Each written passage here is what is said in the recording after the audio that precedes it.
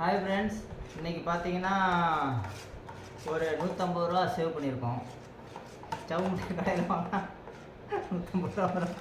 அதனால் வீட்லேயே பிள்ளைங்களுக்கு ஜவு மிட்டாய் ரெடி பண்ணலாம் அப்படின்னு பிளான் பண்ணியாச்சு. ஒரு வீடியோ பார்த்தோம், அதில் சொன்ன மாதிரியே பண்ணிகிட்ருக்கோம். வந்துடுமா இல்லையான்னு பார்ப்போம். ஹெல்த்தியா அன்ஹெல்த்தியா? ஹெல்த்தி தான். வீட்டில் செஞ்சாவே அது ஹெல்த்தி தான். அதில் என்னென்ன இருக்குது? இதில் வந்து பனங்கற்கண்டு, நாட்டு சர்க்கரை, அப்புறம் கொஞ்சம் புளி. ஒவ்வொருத்தரும் ஒவ்வொரு வீடியோவில் ஒவ்வொரு மாதிரி சொன்னாங்க. சர்க்கரை சொன்னாங்க, எலுமிச்சம்பழம் சொன்னாங்க, கலர் சொன்னாங்க. மற்றதெல்லாம் செய்முறையை பார்த்தாச்சு, நம்ம இஷ்டத்துக்கு அடிச்சு விட வேண்டியதானு போட்டாச்சு. என்ன வருதுன்னு பார்ப்போம். ரொம்ப நேரம் இப்படியே பண்ணணுமா, சூடு ஆறுறதுக்குள்ளே இப்படி பண்ணிட்டு இருந்தோம்னா எப்படி ஜவு மிட்டாய் வருதாமா. ஜவு மிட்டாய் வருதோ இல்லையா செஞ்சு பார்ப்போம், அப்புறமா சாப்பிட்றலாம்.